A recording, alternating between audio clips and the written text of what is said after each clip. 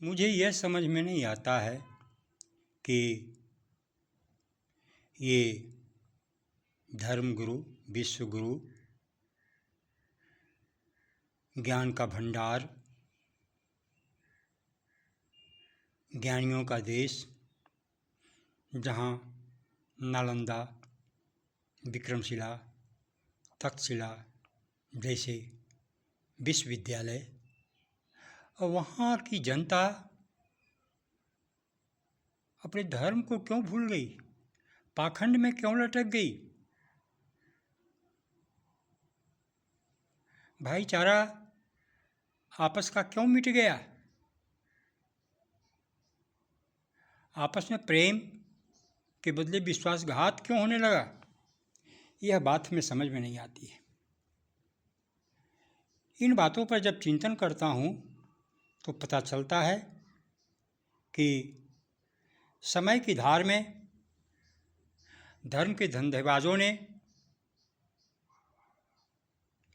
ज्ञानी जनों को पीछे ढकेल दिया और आप आगे निकल गया।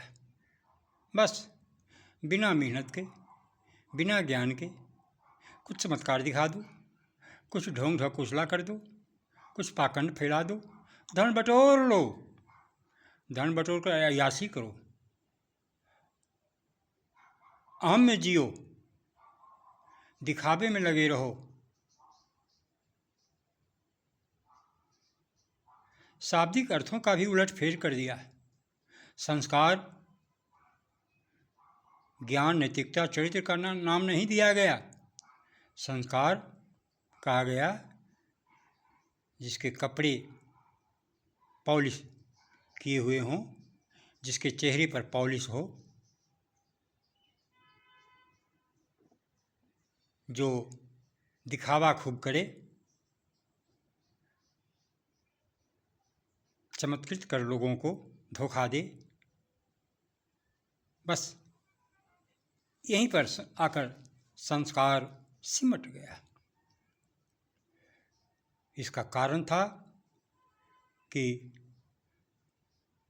हमने धर्म के आसान तरीके को ढूंढना चाहा। अध्ययन, चिंतन, मनन से कोसों दूर होते चले गए और दिखावे के धर्म बड़ा आसान तरीके से करने लगे।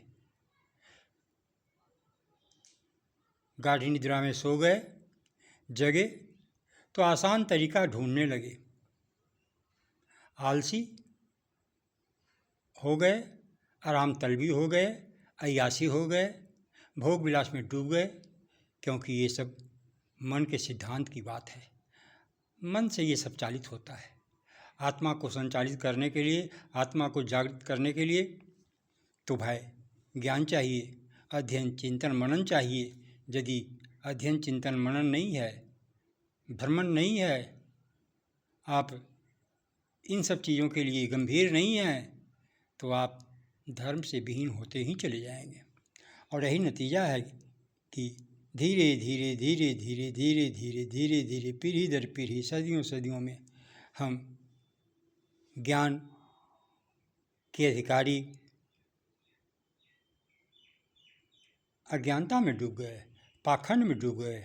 नतीजा हुआ कि हम गुलाम हो गए, बड़े आसान तरीके से गुलाम हो गए, क्योंकि ज्ञान के अभाव में ही, सही ज्ञान के अभाव में ही, आध्यात्मिक ज्ञान के अभाव में ही आपस में ईर्ष्या, द्वेष, जलन, घृणा, तृष्णा, लोभ, लालच, क्रोध, अय्यासी, भोग विलास की भावना पनपती है, बढ़ती है।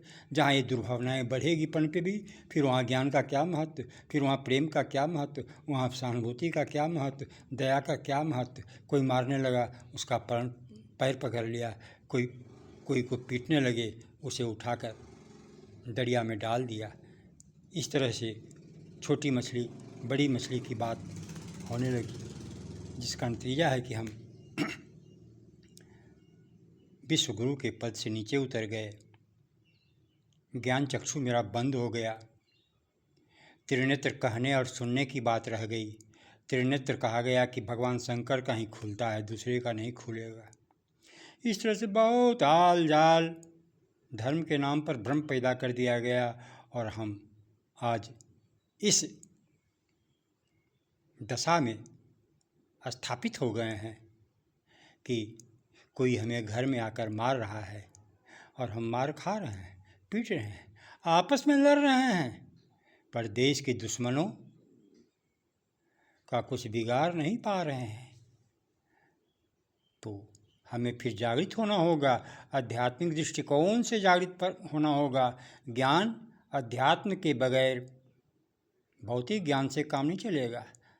ज्ञान चाहिए तो आध्यात्मिक ज्ञान चाहिए। आध्यात्मिक ज्ञान कोई चमत्कारी ज्ञान या वो दर्शन, जो मजाक करते हैं कि हमको दर्शन नहीं चाहिए, अरे दर्शन यदि तुम्हें हो जाए तो तुम्हारा संस्कार बदल जाएगा, तुम कर्म में डूब जाओगे, आनंद में भर जाओगे, विश्व गुरु के पद पर उभर जाओगे।